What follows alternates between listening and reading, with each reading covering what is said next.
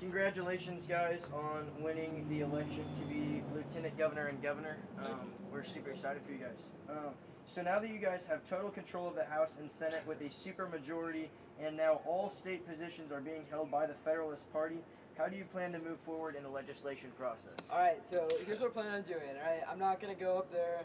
I ran on a platform saying we're going to compromise with the nationalists. I ran saying that's what we're going to do. So even though we still have that, we're going to still stretch that arm across the aisle and get as much nationalist support to back us as we do federalist support. So our goal, again, still as we said when we ran, is to unite the state rather than divide it. So although we hold the power to divide the state and then do whatever we want with it, we really want to make sure that the nationalists get their say and we can benefit both parties so that we generate a positive state. So pretty much, even though with the House majority, the Senate majority, in the House they're working with the nationalist parties to get bills approved, mostly tax bills and other bills like that. They're going to work to get those approved, but most of them have to have that nationalist party approval in order for those to pass. So we're already working with a lot of different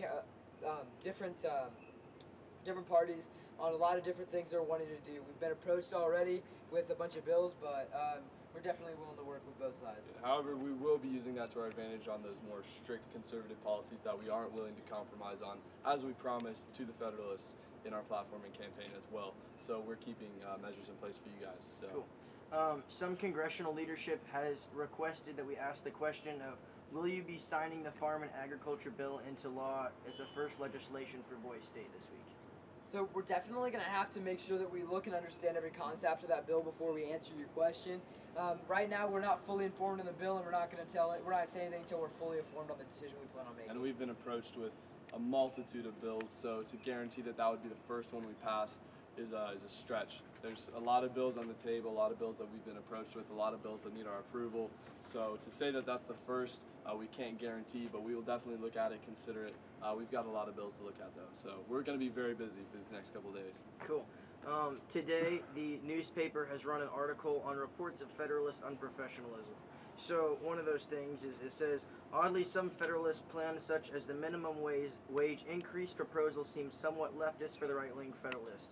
So many of the Federalists in the Congress are proposing a higher minimum wage and just different things with taxes. What are you guys going to do with that? We were actually just approached with a bill to lower minimum wage. Okay. We're also looking at both sides of that. There has been a bill that's referencing, and that does raise minimum wage and create 0% business tax. So the way that works is it'll in the end funnel that down to the people, so the people have more money. That creates commerce in the community. Much like we talked about in the debate, that's going to be our economic policy with a lot of the taxes. We're going to look into that.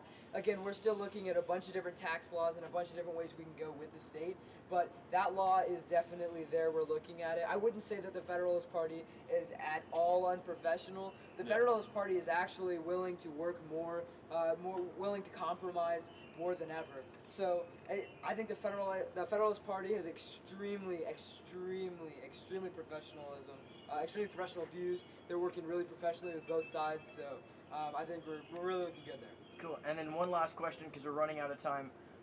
Now that you guys have been chosen by the people through a popular vote system, how do you intend to serve all citizens at Boise State this week? So again, that happens with representing both parties, but also sticking to our Federalist values. So when I ran, I said I'm going to stick with the Federalist values. I'm going to stick with those core conservative values that we've believed in the whole time. So those core conservative values we're not going to budge on, all right? But we're also going to reach across that aisle to the nationalists on some things. So the nationalists, we're going to reach over there. We're going to make sure that we compromise with them. So pretty much just making sure that happens is going to be how we do that. So we were elected on a popular vote, which means we do need to appeal to our constituency. So if the majority of the people that voted us in is who we want to make sure that we make happy, but not just them, we want to make the whole state happy. So we're going to do, although you can't make everyone happy, that's just a fact of life, we're going to do everything we can to make the most people happy with the bills that we do, but also keep in mind the betterment of the state. Thank you guys for your time, and once again, congratulations. Thank you.